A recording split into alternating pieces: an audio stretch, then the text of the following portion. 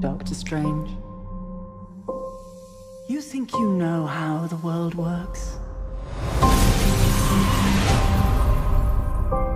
What if I told you the reality you know is one of many?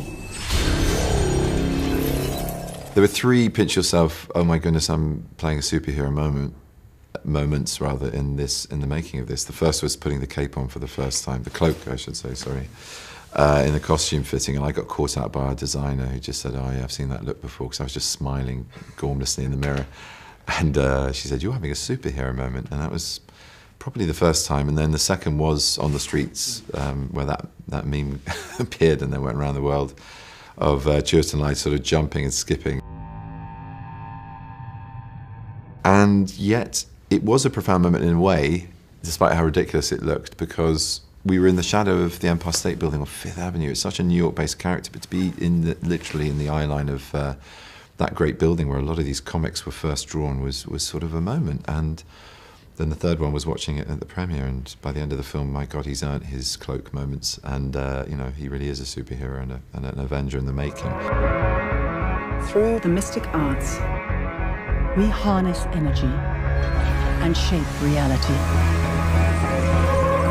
We travel great distances in an instant. What was for you the biggest challenge introducing magic into this universe where we have these superheroes and a lot of technology, but we haven't had magic like this before? I mean, the biggest challenge was, first of all, to throw out old ideas of magic, you know, because I think we've been relying on the same tropes for the whole history of cinema, you know. I mean, going all the way back to, you know, German Expressionism and Dr. Caligari, and all the way through the Harry Potter movies. You know, there's you know, certain uses of magic bolts of light and fireballs. There's this colored amorphous light idea of magic that's not very interesting, and spells being cast with verbal incantations, and then you watch something magic happening.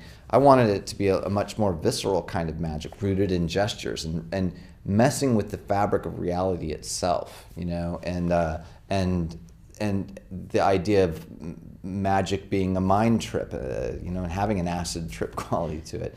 That's just all what I was wanting to see, you know, as a movie goer. I've spent so many years peering through time,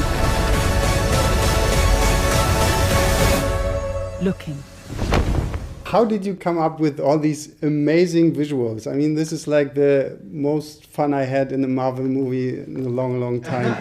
just watching these crazy scenes. So yeah, you know, it's, you know, it all goes back to the innovation and inventiveness of the comics. It's a psychedelic comic, you know. It was a product of the mid to late '60s when people were making acid trip art, and I love that stuff. I love that era. I love the mind expansion idea. I love the spirituality of it, and I wanted to bring that into the Marvel Cinematic Universe, but not in a nostalgic way, like a throwback to the '60s.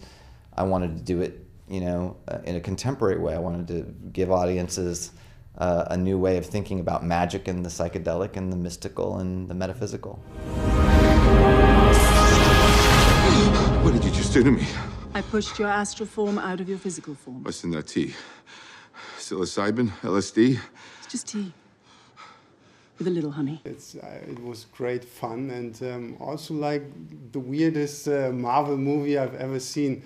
Was that also something that attracted you to this project? Yeah. Although, to be honest, I think if they'd asked me to be in any of the others, I would have been very interested.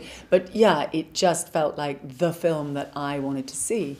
I knew Doctor Strange. I was so psyched when I heard, even before I spoke to Scott Derrickson, I heard that they were going to make a film of Doctor Strange. I was thrilled by that, because I know how Doctor Strange really did something new to the Marvel comic universe, and it's going to do something strange to the cinematic universe now, in the way that Guardians of the Galaxy went off that way and Ant-Man went off that way, and now we're going off this way with this one, and it's, you know, it's a boom time for Marvel. They're really they're kicking it, but it was thrilling, really thrilling to be involved. So I understand you knew the comics before. Are you a big comic fan? I'm a fan. I'm not, incredibly well versed. It so happens that Doctor Strange was the first Marvel comic strip that I got to know when I was at university. But I'm a fan of Guardians of the Galaxy, for example. And I'm a fan of Captain Marvel as well, and I'm really looking forward to that kicking off. What's this, my mantra? It's the Wi-Fi password. We're not savages.